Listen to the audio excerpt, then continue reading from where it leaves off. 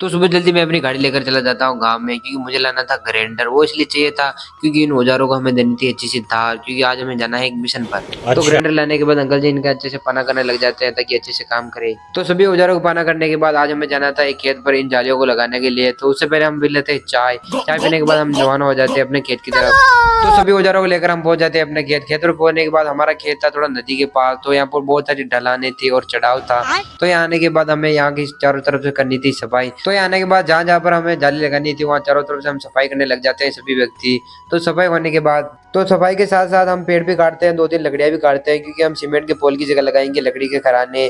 तो ये काम होने के बाद तो सफाई का काम पूरा होने के बाद हम आ जाते हैं वापस घर पर खाना खाने के लिए। तो खाना खाने के बाद हम अंकल जी के लिए खाना तो यहाँ आने के बाद हम करने लगते हैं इन जालियों को लंबा, क्योंकि जहाँ जहाँ हमें लगानी है वहाँ लंबा कर देते हैं। और लंबा करने के बाद इनके जो लकड़ी के खराने थे उनको लगाकर अच्छे से सेट कर देते हैं। तो इन सभी कामों होने के बाद लास्ट काम ये था कि जगह जगह जहाँ जालियां थी वहां पर हमें तार बांधने थे ताकि हिले डुले ना।